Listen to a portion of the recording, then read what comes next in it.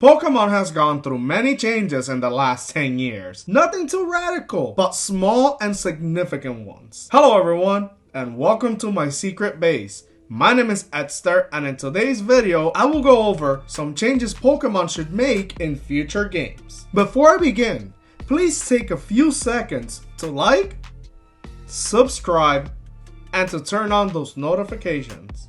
Alright, let's go! Okay, this is one that many people have been wanting for a while, and we briefly got it in Gen 5, and that is a higher difficulty. We know a lot of kids play these games, but a great chunk of the core audience is a bit older and has been playing these games for literal decades now. We have for a long time been clamoring for a hard difficulty in these games. Maybe make that a part of the beginning after choosing your language. Just ask if you are a rookie or an expert. This will greatly improve the experience of a lot of players who are tired of the hand-holding. This was especially rampant in Gen 7, which is why it's my least favorite generation. I feel like every 4 seconds an NPC was telling me how to do something that I have been doing for over 20 years. I don't need a catch tutorial or for someone to tell me or walk me to a Pokemon Center. I don't need those. Maybe in expert modes, those NPCs can give you a potion or something else instead. The wild area is one of the best features of Sword and Shield because it gives us a true look into a truly open world Pokemon game. I think this should be expanded upon in future games. I think the next gen should go wild, pun intended, with the open world concept and not have it limited to just a few areas. It feels great to be able to toggle that camera too, doesn't it? While true open world Pokemon might be closer than we think, I believe it will take at least 2 more gens before that truly happens due to many things such as planning and technical capabilities. But they should start laying down the groundwork for this ASAP.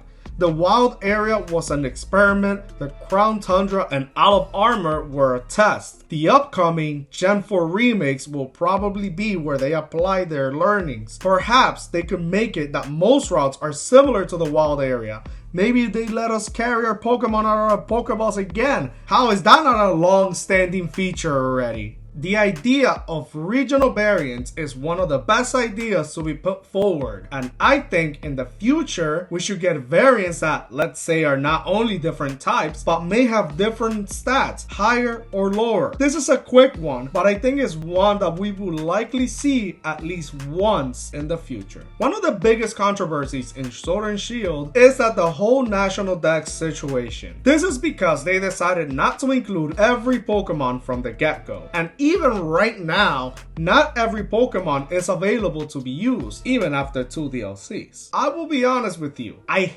hated it. I hated this so much when the games came out because a lot of my favorites, including my favorite Pokemon Salamence, wasn't available. But in reality, this isn't a big of a deal as people make it to be. I think it will be fine for future games to continue this trend. No country has every animal anyway.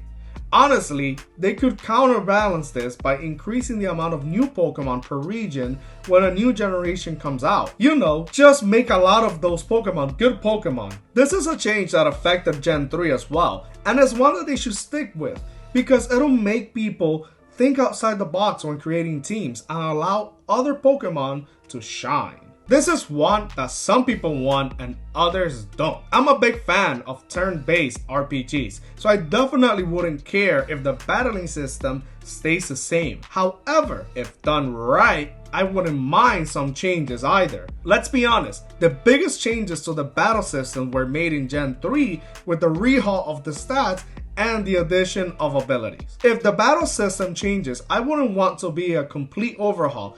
Just an upgrade. Keep the turn base, but maybe allow you to control your Pokemon, so instead of choosing who you attack, maybe you move your Pokemon towards who you want to attack, or maybe allow the players to try to dodge moves. This is the hardest one to do since there are so many options, but something along the lines of what I just said will be perfect for me. This is something that we will probably not see for at least 10 to 20 more years. Oh yeah, because it's a big change. Just think about how long it took Final Fantasy to change and how long Dragon Quest has had their battle system for.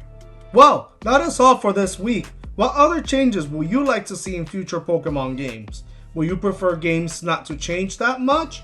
Let me know in the comments below. Also, don't forget to take a look at the content on the screen right now and like me on Facebook. The link is in the description. This is Etzer signing off. See ya!